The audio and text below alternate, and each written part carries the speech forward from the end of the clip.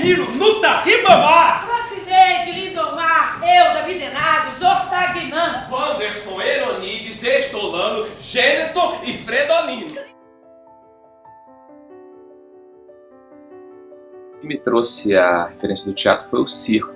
Eu sou do interior de Pernambuco, de uma cidade minúscula, ainda hoje pequena, enfim, apesar da informatização já ter chegado lá em Gravatá também, mas é uma cidade que não tem teatro até hoje, o que para mim é uma lástima, enfim, talvez seja um projeto futuro meu de conseguir levantar um palco naquela cidade. Mas foi o circo. Meu pai e minha mãe gostavam muito de circo, e a partir dali eu tive a primeira referência do que seria o teatro, pela característica do circo ser feito ao vivo, desse caráter efêmero também, né? Quem viu, viu, depois a lona é desfeita, vai todo mundo embora. E eu fiquei, acho que desejoso desde então a querer trabalhar com algo parecido com aquilo e a querer encontrar o teatro propriamente dito. Então eu tive que ir à capital, em Recife, para ver minha primeira peça. Meus pais não eram muito de viajar, mas quando adolescente eu acabei viajando com primos, com amigos e tive o primeiro contato com o teatro na sua forma mais tradicional, né? No palco, numa sala, enfim. E foi para mim um deleite aquilo lá. Mas foi o circo que me trouxe essa referência inicial. E como é que você decidiu que o teatro ia fazer parte da sua vida? O circo também disse isso naquele momento. Eu, no primeiro instante, falei, eu quero ser palhaço, eu quero fazer isso, eu quero ir embora com essas pessoas, enfim, coisa de criança, coisa de adolescente. Fiquei com essa loucura, pensando o tempo inteiro como conseguir fazer algo similar. Então começava em casa, levantando lonas de brincadeira, fazendo aqueles experimentos, brincando de palhaço, etc e tal, de trapezista, por aí vai. Até que um dado dia, curiosamente, os mormons estavam levantando sua igreja na minha cidade, lá em Gravatá, e batendo nas portas, convidando as pessoas para conhecer a igreja, para fazerem parte da igreja. E aí, nesse bate-papo, eles começaram a falar sobre arte, sobre cultura, sobre a diferença que existia naquela igreja, e me convidaram para ir e falaram, olha, você pode fazer teatro lá na igreja. Eu digo, opa, então é o lugar certo, é o que eu estou procurando. E foi na igreja, não era uma peça com esse cunho, enfim, bíblico, não tinha nenhuma relação com isso, mas eu fiz um primeiro experimento teatral. E a partir disso não tinha dúvidas, mas assim, eu quero fazer teatro, enfim, só preciso encontrar um caminho. Então esse caminho para mim já estava na dissociação da vida naquela cidade que eu morava. Eu tinha que sair dali para fazer teatro, para viver a arte em outro lugar. Foi assim que eu cheguei no Rio de Janeiro e foi assim que eu cheguei no teatro, profissionalmente falando. Eu vim para o Rio em 1993. Chegando aqui, eu já fui direto para a Escola de Teatro Martins Pena e comecei a estudar na Martins Pena, fazer cursos diversos, enfim. E isso já começou a tomar uma dimensão grande de ocupação e de compromissos, e comecei a me juntar e me relacionar e montar grupos e procurar trabalhos, e comecei a fazer uma coisa no sentido mais amador, podemos dizer, até que depois de um tempo, acho que uns 4, 5 anos depois de ter feito algumas coisas sem muita relevância, mas trabalhos importantes para uma trajetória que estava começando numa cidade como a nossa, o Teatro Glória, na época, estava ocupado pelo Abu Janra. E Abu Janra gostava de trabalhar com muita gente, adorava ter gente jovem, ele gostava dessas experiências, era muito bacana. E estava convidando atores jovens para fazer teste, para montar um outro espetáculo, que eu acho que chamava Não Se Fala com os Muros, alguma coisa assim. E o Abu era sempre aquela joia, né, que falava, um frasista magnífico, na verdade, que inclusive eu guardo algumas delas como repertório para seguir adiante no meu trabalho. E fui lá, bati na porta do Glória junto com outros amigos e vamos fazer esse teste para fazer esse espetáculo. Aquela loucura dele, olha, eu vou juntar 40 aqui, eu quero esse palco com muita gente, porque se for um fracasso, pelo menos tem muita gente no palco, o povo gosta de ver gente, isso já causa um impacto, entendeu? Você junta 40, vai pra frente assim, o povo, vai achar isso formidável. E o Abu brincava muito com isso e não tinha medo nenhum de se arriscar, de fazer fracassos. E esse projeto acabou não andando, não seguiu em frente. E aí eu me deparei com um assistente do Abu Janra, que era o Alain Castelo, que hoje não mora mais no Brasil, mora na França, trabalha com teatro lá, e o Alain trabalhava com ele e estava montando uma outra companhia que chamava Resistência Companhia de Teatro. Essa companhia tinha um trabalho muito bacana, muito sério de investigação. E aí o Alain chegou, quando eu estava saindo, me convidou, falou: olha, Lino, queria conversar com você, cara, pode ser que esse projeto não vá adiante, como não foi, depois de um tempo. Ele falou: vamos fazer um outro trabalho aqui na companhia com a gente, chamava Patativa do Assaré, que para mim era um presente. A gente está falando do maior cordelista do Brasil, talvez um dos maiores do mundo. Era uma homenagem ao Patativa. O Abu Janra tinha conhecido o Patativa junto com o Alain numa viagem que eles fizeram ao Cariri, e trouxeram muito material dele, então montou-se esse espetáculo, que era um infanto juvenil, mas com cara de teatro adulto, enfim, teatro para todo mundo, para a família, vamos dizer assim. E foi um estouro, foi minha primeira peça profissionalmente. Essa peça durou 4 anos, a gente não parava de trabalhar, e aí já criou a minha relação com produção, porque quando a Alain me chamou para fazer o trabalho como ator, ele imediatamente já me associou também ao fato de estar produzindo e estar trabalhando nesse movimento de levar o espetáculo à frente. Então foi um projeto magnífico. Essa companhia depois fez mais alguns outros trabalhos até a nossa separação, mas foi aí que minha história profissionalmente começou. O Abu Janra, indiscutivelmente, né? O Abu Janra é um monstro, assim, é um diretor genial, é um ator memorável, é um artista. Eu gosto muito de usar essa palavra, né? Eu acho que o artista é maior que o ator, porque aí ele pode reunir outras atividades, outras características de seu desejo numa única área, e aí trabalhar. O Abu é esse cara, sem dúvida nenhuma, era uma referência, eu achava magnífico. Ainda cheguei a produzir uma das peças dele em Viagem, que foi o Provocador, que é uma peça que ele fez durante muito tempo, e eu me deleitava vendo o Abu fazendo. Ele era um monstro, na verdade, era genial. E aí tantos outros, na verdade. Digo o Abu porque foi talvez a primeira grande figura com quem eu tive contato muito próximo, com quem eu aprendi muito, com quem eu ouvi muito. Então eu me deleitava observando. Mas lembro também que o Abu era um apaixonado pela Denise Stoklos, e foi uma pessoa que lá no Glória ele fez uma retrospectiva magnífica de todas as peças dela, e eu lembro que a Denise também foi uma pessoa que me hipnotizou. Eu ficava completamente fascinado com o trabalho da Denise Stoklos. Tem uma coisa que acho incrível, e quando eu vou ao teatro, que é a possibilidade de estar vendo algo que eu fale. Eu acho que eu não consigo fazer isso. Isso eu acho fantástico, na verdade. É desafiador. Eu acho incrível levantar para um colega, aplaudi-lo, ovacioná-lo e ficar pensando: puta merda, como é que esse cara fez isso? Como é que essa atriz fez isso? Como esse artista fez isso? Eu acho memorável. E a Denise Stoklos ainda continua sendo uma atriz, uma artista que para mim é uma referência, que eu observo e falo: gente, eu não faço isso que a Denise Stoklos faz. E assim como eu pensei muitas vezes quando eu vi o Abu Janra, aquele monstro que ele era, eu falei: será que eu consigo fazer isso? Enfim, eu sou um outro ator, como todos nós somos diferentes, mas essa imagem dessas duas figuras eu guardo até hoje. Eu adoro produzir, não tenho bom... Muitas vezes você não está nem em cena, você produz. Você não produz só para você atuar, você produz. Sim, hoje eu produzo só para o catálogo de projetos da produtora, né? Eu não produzo para terceiros. Até posso ter propostas de terceiros que eu absorva na produtora, mas se torna um projeto da Cine Teatro. Porque eu coloco aí uma carga de satisfação, de prazer, de entrega tão grande que eu não consigo dissociar uma coisa da outra. Eu falo sempre, eu sou um artista do meu tempo. Eu acho que essa minha geração, e em especial as próximas, tem que ter esse caráter de empreendedor. É difícil você fazer, você realizar, você falar o que você deseja sem essa possibilidade da realização, sem que você esteja por trás de tudo isso. Então eu não consigo desvincular uma coisa da outra. Às vezes eu posso não estar em cena, mas o meu prazer, a minha satisfação, ela está na mesma medida. Eu fico emocionado quando eu abro uma cortina observando o trabalho realizado, assim como me emociono todas as vezes que eu saio da coxia e vou de encontro à plateia como ator. Então uma coisa está completamente ligada à outra. Como que nasce um espetáculo? Como nasce um projeto?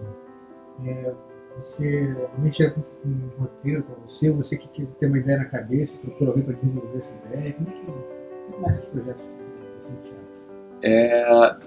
Os projetos, eu acho que eles são como filhos, né? Ele tem aquele tempo do desejo, depois do encontro para se fazer, depois da gestação, depois ele nasce. Então tem um tempo que é só dele, na verdade, você não determina. Até pode determinar, claro que sim, eu quero ter um filho agora, também. Mas tem um tempo também que é do acontecimento. E o teatro, ele é muito senhor, né? Ele tem um tempo dele. É bacana que você obedeça, é bacana que você deixe que os projetos eles aconteçam no momento deles. Por exemplo, o pastor. Eu tenho uma ligação com o cinema, eu tenho formação em cinema e sou documentarista também. Então o cinema fala muito para mim. Ele diz muito do meu desejo, é como se fosse um espelho. Quando eu vi o pastor, o apóstolo, do Robert Duvall, em 1997, eu tenho uma admiração profunda por esse ator, e em especial por esse filme. Eu não tive dúvidas, eu quero fazer esse personagem, eu quero falar do que esse cara está falando, né? Então, o Brasil me proporcionou ainda mais, estimulou esse desejo, porque esse discurso é completamente pertinente, ele é necessário ser levado à cena.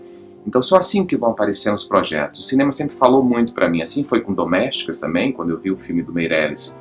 Eu não tive dúvidas e falei, olha, eu quero fazer, e descobri que aquilo vinha de uma peça teatral.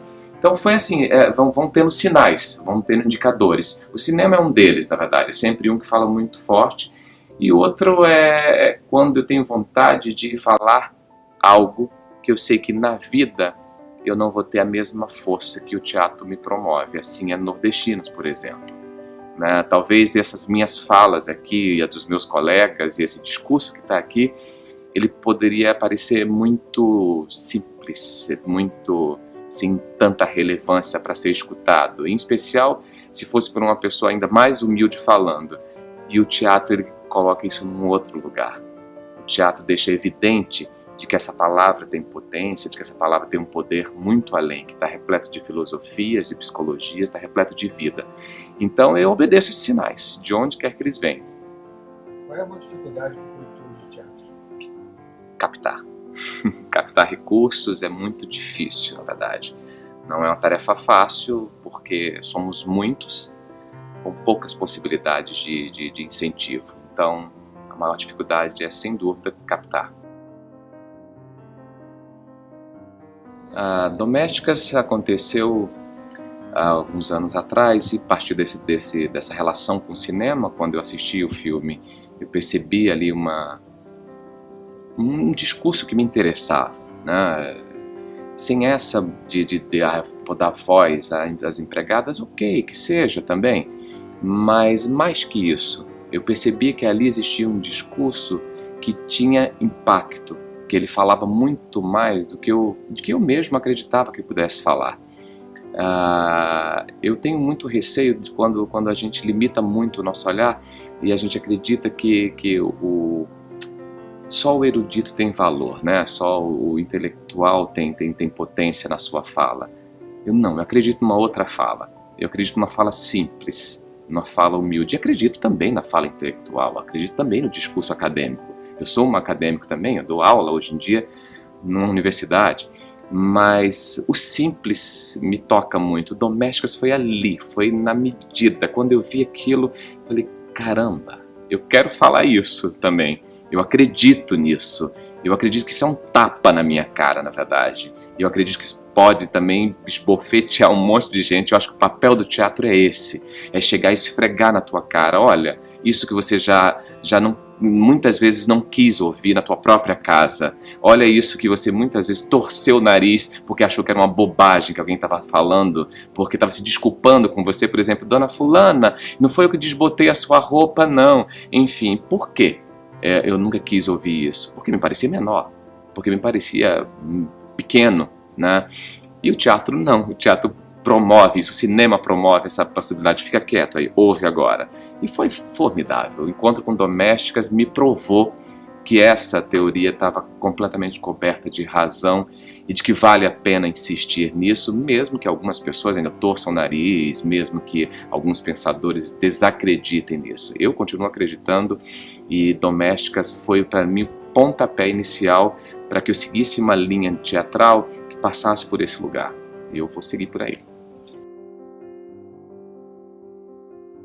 Piquenique no Front. Jaqueline Laurence dirigindo, né? Jaqueline Laurence, que é uma pessoa especialíssima, uma mulher de teatro, de uma sabedoria tamanha. Isso é um outro encontro muito feliz. Eu gosto muito de ouvir, falo muito, mas adoro ouvir. Ouvir o Abujamra era formidável, na verdade.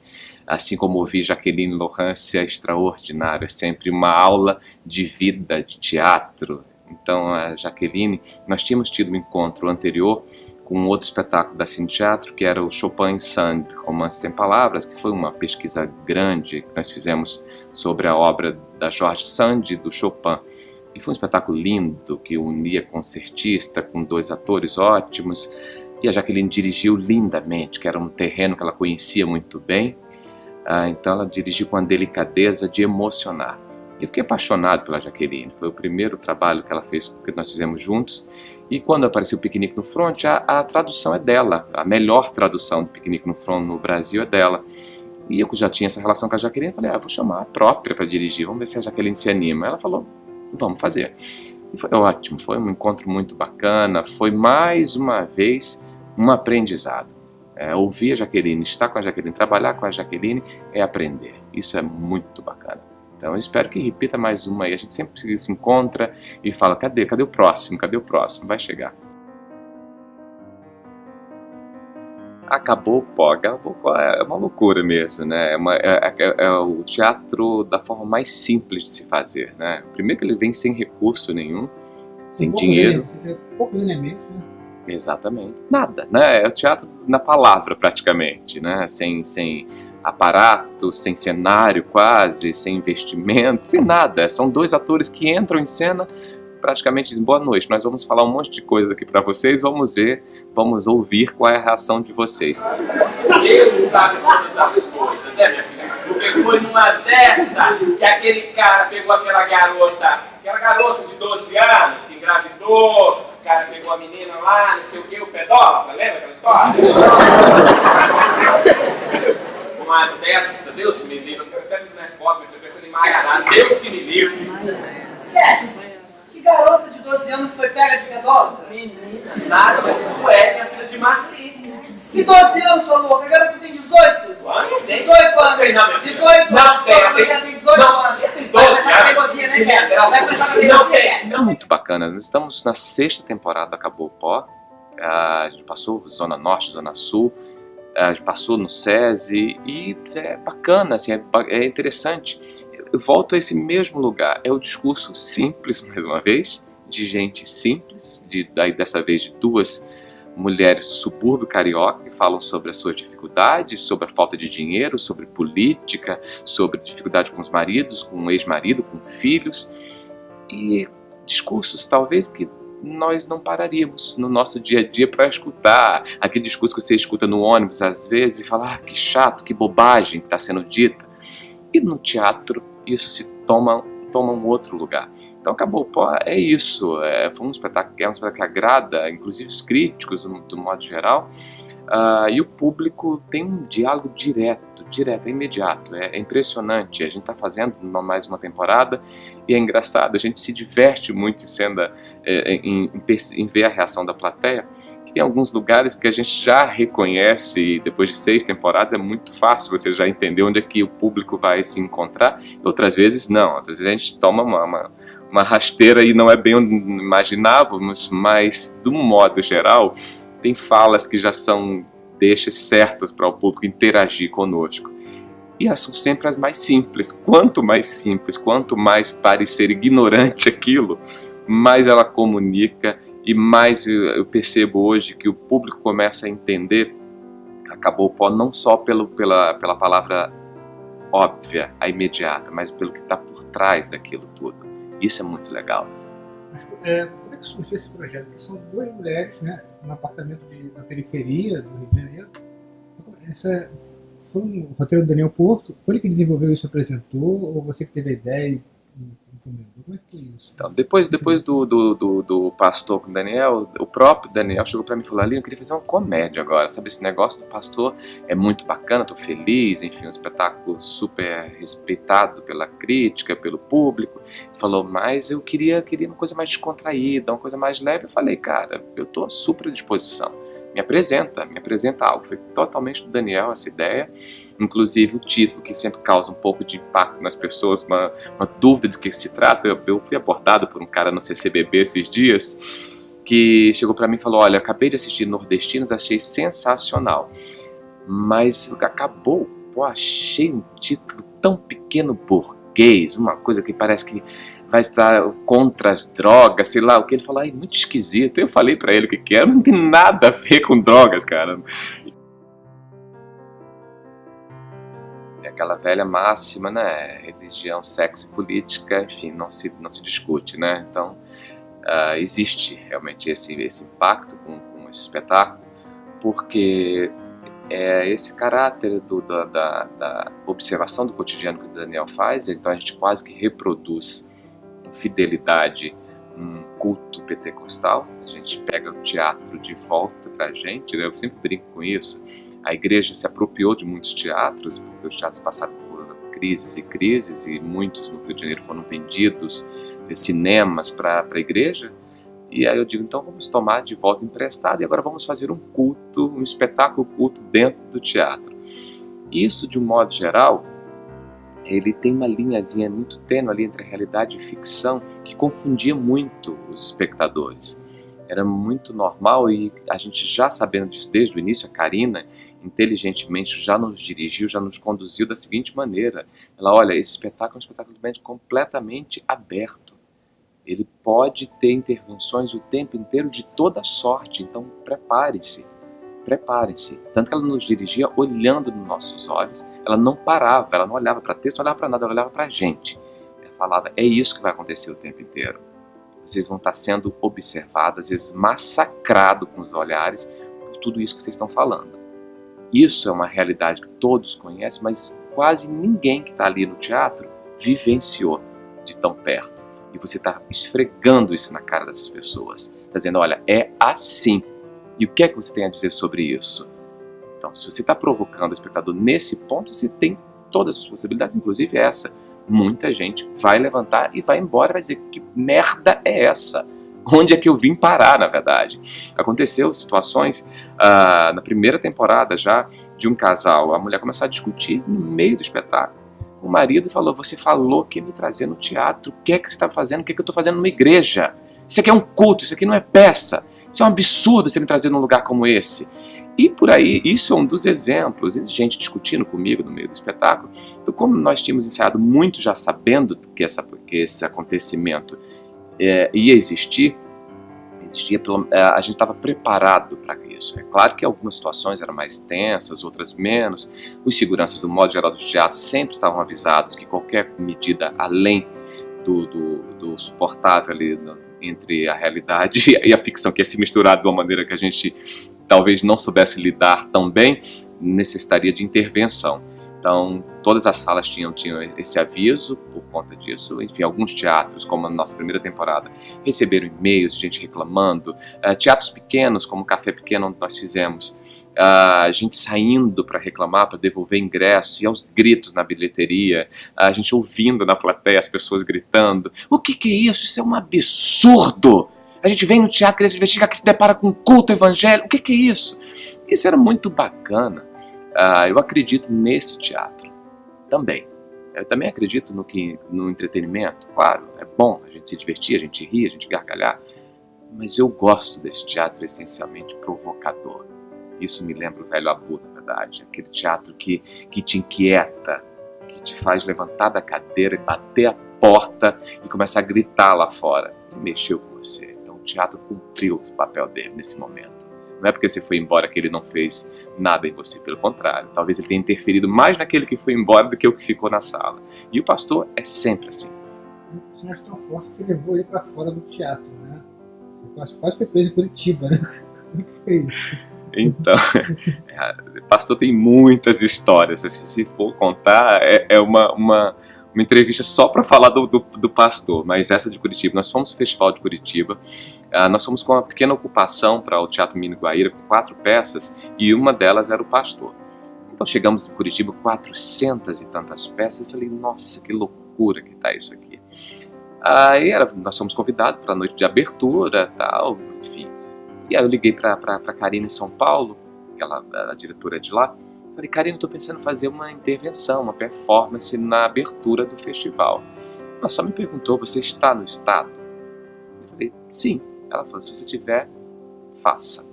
Acabou. Foi a pergunta dela, porque quando nós começamos o processo aqui no Rio, eu fiz intervenções no Largo da Carioca, na praça, junto com outros evangélicos, fazendo as suas pregações também.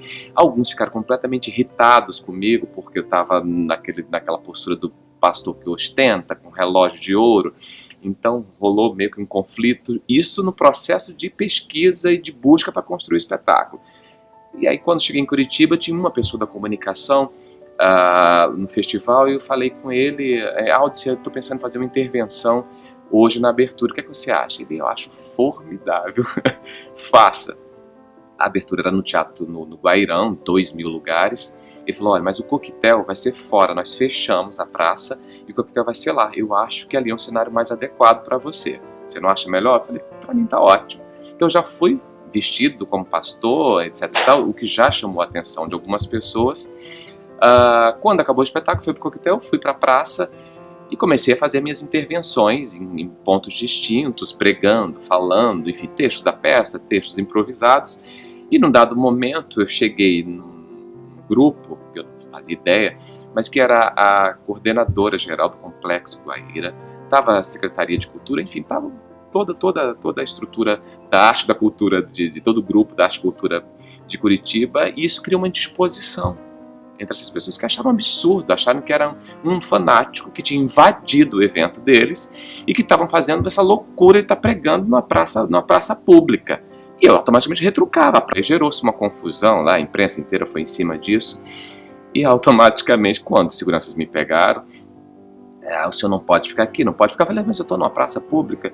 E quando eles foram me arrastar, enfim, entre a delicadeza e a intensidade da ação, eu falei, opa, agora acabou, né? Eu cheguei e falei para eles, olha, eu sou um ator, que estou aqui com um espetáculo, o pastor, eu estou fazendo só uma performance. E aí os caras voltaram comigo, me apresentaram a Mônica, que era a diretora do Complexo Guaíra, todo mundo estava junto com ela, que era a Secretaria de Cultura, e isso acabou virando um acontecimento do festival. Foi muito bacana, não foi proposital, foi um desejo que nasceu depois que cheguei lá, mas, curiosamente, o festival naquele ano tinha um slogan que falava Festival de Curitiba, 24º ano, onde o inesperado acontece. Então, isso foi nota no dia seguinte, e acabou que sendo inesperado foi essa intervenção. Então, foi muito bacana. E, inclusive, você vendo aquela imagem com a Fernanda Torres, a impressão que você ia apanhar. Sim. Primeiro, boa noite a todos aqui. Eu acho que eu tenho o mesmo intuito de todo mundo, que era se divertir, né? A senhora tem um dom da palavra, viu? Meus parabéns por isso. A senhora sabe falar, né? Sabe se comunicar com as pessoas. Mas o que nós ouvimos aqui nessa noite, meus irmãos, isso é os fins dos tempos. Isso é uma Babilônia.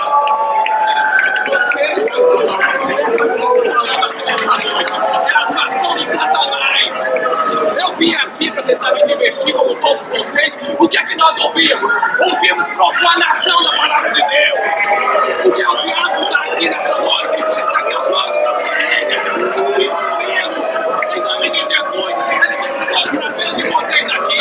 Ele tem um plano para a sua vida, minha senhora. Aceite que Jesus está na sua vida. Deixe que Deus glorifique. Levanta a tua mão e beija a minha mão. Em nome de Jesus. Aceite de nós nessa noite, porque a palavra de Deus diz em Tiago 3:10 que muita boca será bênção e maldição. O que nós ouvimos aqui nessa noite é maldição. Não tem bênção. Isso é contra a família, contra a constituição da família, contra a continuidade da família. Irmão, em nome de Jesus, eu estou aqui para abençoar essa vida. Boa noite. Boa noite. Vai com Deus, seu filho.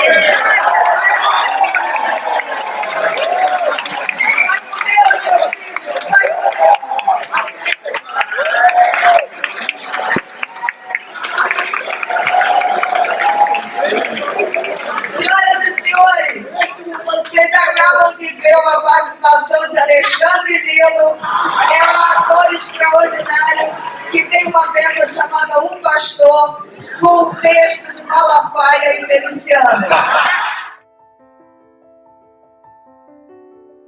Tem sim, porque tem uma questão de cultura, né? Assim, e isso ela vai se diferenciando, e de hábitos, né? Vai se diferenciando de região para região. Por exemplo, acabou o pó. A gente vai nós fizemos Zona Norte, fizemos o Imperato, fizemos o Teatro Miguel Falabella. Tinha uma questão de reconhecimento maior daquelas falas, e não daquelas falas num caráter alegórico, mas sim daquelas falas como algo íntimo, como algo do seu habitat. Então era muito legal. Enfim, no final, o público da Zona Norte gosta muito de conversar um pouco, e era muito comum as pessoas, dificilmente alguém assumir de que aquilo se retratava de uma realidade sua, mas era sempre, olha, a minha prima, olha, essa é minha prima, essa aqui é minha comadre, essa aqui é minha tia, é essa personagem que você fez hoje, é igualzinha, ela fala as mesmas coisas, ela se comporta desse jeito. Então é muito bacana, tem essa espontaneidade no falar, no se reconhecer e no assumir esse pertencimento àquele discurso. Quando você vem para um teatro na região sul, já é mais discreto, não a reação, pelo contrário, as pessoas riem da mesma maneira. Talvez se joguem um pouco menos, mas riem, elas se permitem a gargalhada porque a gente gosta de se divertir, né? Porque a gente gosta de rir, mas já não tem essa questão de assumir esse reconhecimento daquela fala como sua, e sim como, que interessante, isso é de outrem que eu não sei ao certo quem é. Talvez alguém da minha empregada, talvez uma parente dela. Então isso é muito legal, tem uma descrição, e que às vezes a gente sabe que aquela postura, que aquela maneira comportamental expansiva, alegórica, enlouquecida daquelas duas mulheres suburbanas, ela está presente em qualquer lugar, na verdade, né? Não existe classe social que estabeleça que o comportamento é assim, isso é muito mais interior de que uma questão de formação. Então é muito divertido, tem muita diferença. Eu considero eu não classifico muito teatro, né? Eu gosto de teatro como teatro, e indiscutivelmente se ele é bom ou ele é ruim. É isso que o define como mais interessante ou menos interessante. Então, na Espanha fala-se teatro infantil como um teatro para a família. Eu gosto muito dessa nomenclatura, dessa definição que eles encontraram para dar para o teatro infantil. Acho que ela deixa mais amplo essa perspectiva. Quando eu penso no teatro infantil, eu penso dessa maneira. Eu me preocupo muito com o público que está trazendo aquelas crianças, com o pai, com a mãe, etc e tal. Então eu penso teatro infantil como teatro. Eu gosto muito, eu fiz muito teatro infantil na minha carreira até aqui. Então eu sinto necessidade, eu sinto saudade mesmo daquela relação, daquela troca com o público infantil, com o público menor, que é um público muito honesto, né? Que é um público muito espontâneo. A gente começou a Cine Teatro. Cine Teatro é uma produtora jovem, mas já tem uma trajetória de espetáculos consideráveis. A gente começou com o Gato de Botas, depois passamos para o Boi da Cara Preta, depois o Pinóquio, depois o Duende. E já temos projetos para ano que vem. Para mim, pensar teatro está nesse caminho. Não abro mão de pelo menos uma vez, um espetáculo por ano meu tem que ser infantil. Tem, porque eu acho que a gente necessita dessa formação do espectador e da formação apresentando para ele algo de categoria, algo de valor, que possa fazer com que esse público, que essas crianças identifiquem já de cara um teatro com elaboração, um teatro que leve a uma reflexão, que leve ao diálogo não só entre artistas e espectador, mas um diálogo entre família, entre pai. Eu gosto muito de ver no final, ou até durante o espetáculo, a criança perguntando para o pai que ele explique alguns códigos que talvez ele não tenha entendido muito bem. Então o meu fazer teatro infantil está justamente pelo prazer de observar essa troca, né, esse encontro com as crianças. Falando como um produtor, você acha que o teatro infantil tem todo um potencial que ainda não foi atingido, que o espaço ainda que ele pode chegar ainda mais? Não, sem dúvida. O teatro infantil ele ainda é visto muito como uma mercadoria, né? infelizmente. Assim, em especial no eixo Rio-São Paulo, se a gente observar um programa de final de semana em qualquer revista que esteja com roteiro, e você pode relacionar lá a quantidade de peças infantis que você tem, que são muitas, mas você vai identificar ali facilmente as peças que não têm qualquer preocupação artística, qualquer preocupação em levar um teatro de qualidade. São espetáculos que atraem público muito mais pelo compromisso do pai em querer dar algum tipo de divertimento para o seu filho, seja um filme, seja uma peça de teatro, e os shoppings acaba sendo um lugar mais confortável para se fazer isso, porque se pode fazer outras coisas além de ir ao teatro, e infelizmente eles estão repletos de espetáculos de péssima qualidade, enfim, oportunistas mesmo, porque são pessoas que sabem que elas não estão fazendo nada que seja ligado à preocupação de melhorar a inteligência, muito pelo contrário, eles estão ali num intuito de arrecadação, de ganhar dinheiro. E não está errado o intuito de querer ganhar dinheiro. O teatro é minha sobrevivência também. Mas a gente tem que ter uma preocupação, sim, porque o teatro, as artes, ela está ligado a algo muito precioso, que é a educação, que é a formação. E se a gente apresenta para um espectador que está no seu momento de formação, apresenta um teatro com as características que o teatro infantil se apresenta no Rio de Janeiro ou em São Paulo, salvo as exceções, óbvio que tem gente brilhante fazendo teatro de categoria, mas eu estou falando em termos de proporções. Essa proporção ela é muito desleal. Você tem aí uma proporção muito desequilibrada, é muito mais um teatro infantil de qualidade duvidosa do que um teatro infantil de qualidade relevante. Então a gente vai citar a dedos, o Artesanal, Companhia de Teatro, né, a PECOD e algumas companhias que têm essa preocupação, a Karen Ascioli, que sem dúvida nenhuma é referência para isso, mas você vai citando assim pontuações, né, crias da casa, algumas poucas, e algumas produtoras que também tomam cuidado quando levam teatro infantil, levam com esse cuidado. Mas é uma pena que o teatro infantil seja visto ainda dessa maneira. Essêncio, Belderalcas, Mauzerneide, Orcutis Clay. Orcutis Clay? Ah, não, para, porque agora você tá inventando. Tô nada, eita! O pai era apaixonado por informática e resolveu colocar o nome da filha de Mauzerneide em homenagem ao mouse. E do filho, Orcutis Clay, em homenagem ao Orkut. Gente! Se fosse hoje em dia, ia colocar Facebook Clay. Por que será que nordestino tem mania de botar nome esquisito nos pobres dos filhos? Deve ser pra ser notado, né? Ou então pra ser esquecido de vez. Pois pra mim é falta de noção. Nordestinos, ele nasceu também desse desejo, já é uma coisa antiga de querer falar esse discurso simples de pessoas, na sua maioria simples, que escolhem sair das suas cidades, às vezes no interior, numa cidade minúscula no Nordeste, e se aventurar no desejo de realizar seus sonhos. Essa foi uma aventura na qual me coloquei, assim como os atores que estão comigo em cena, assim como o diretor que dirige a nossa peça, o Tuca Andrada. Então nós sabemos de perto o que é o lado bom e o que é o lado difícil dessa escolha. E assim são milhões de pessoas fizeram essa opção.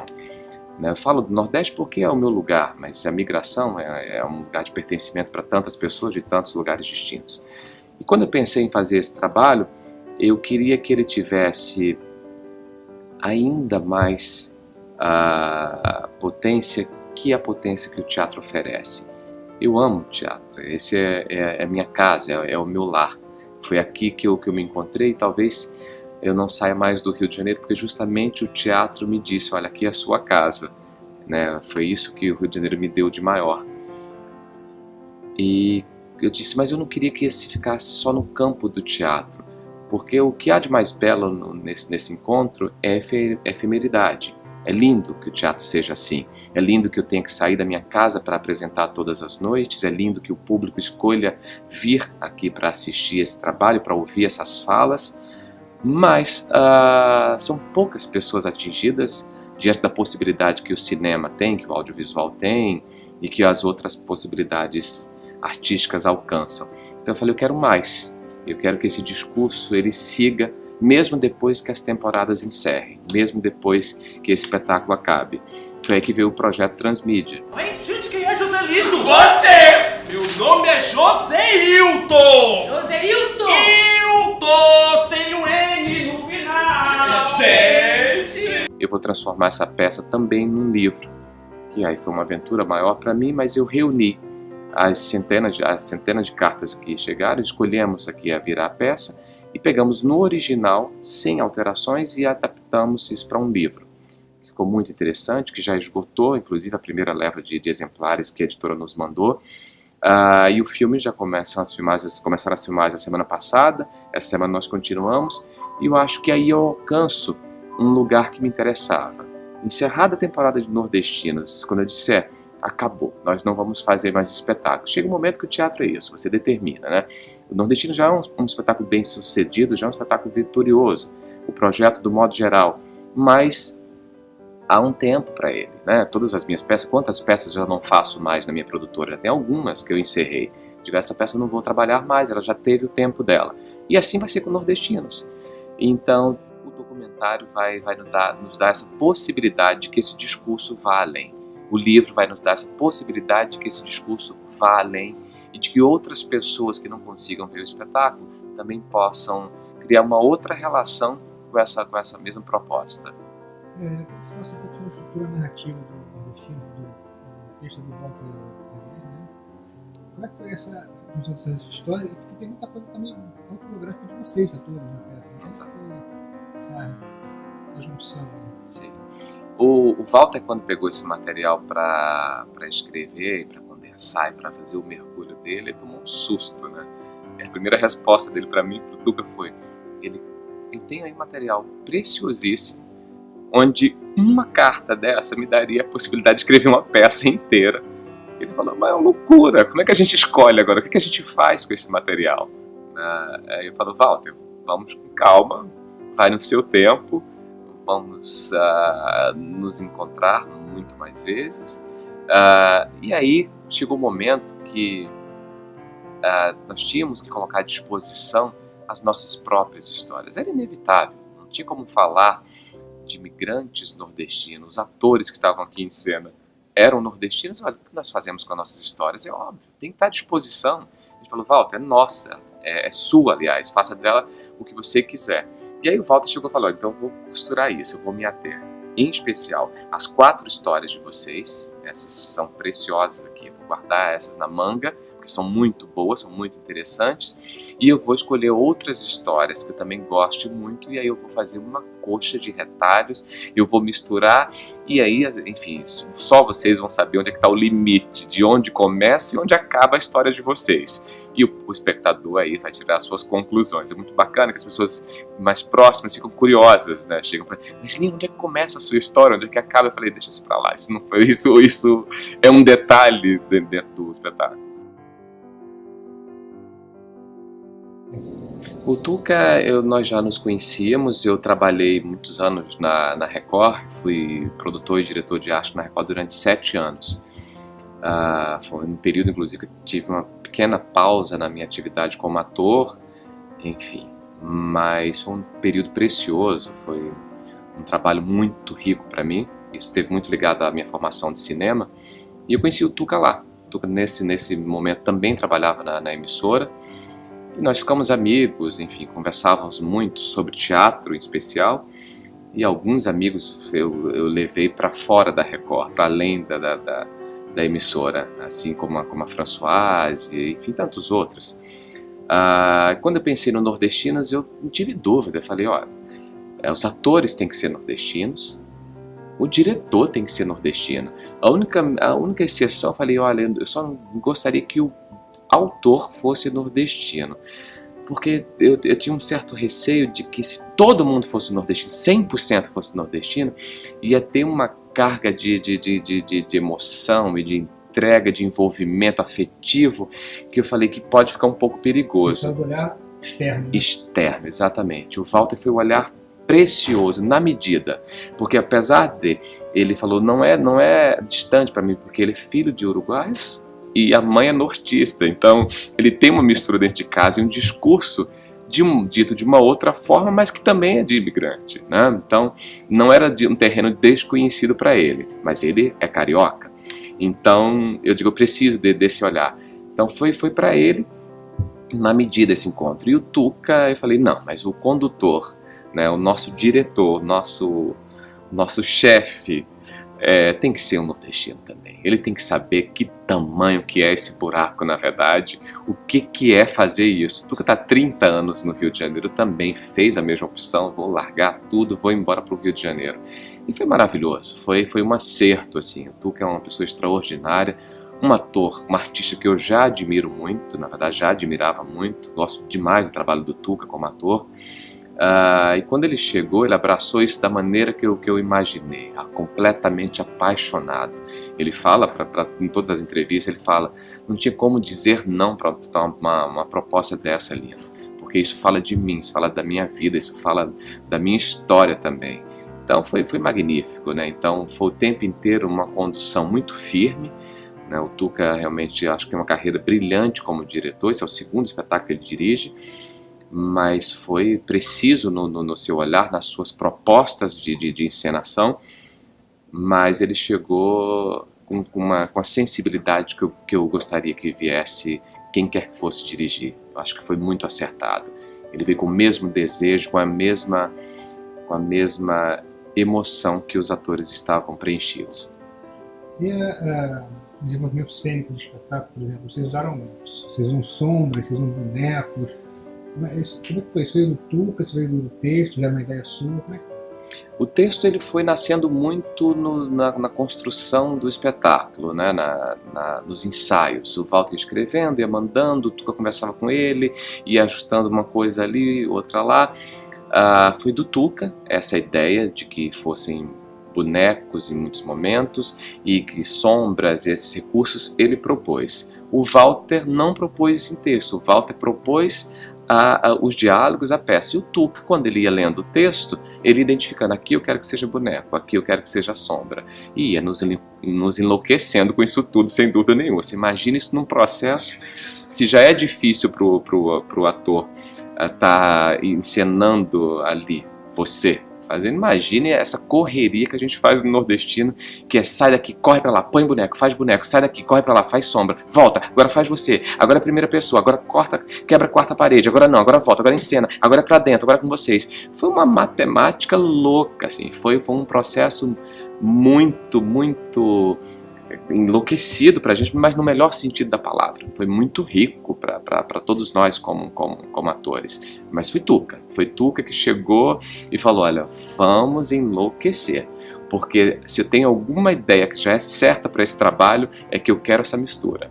A gente falou, agora vamos nós. Alexandre, obrigado. Imagina, eu que te agradeço. Muito bom para mim. Maravilha, para mim foi ótimo. Obrigado, Renato, querido.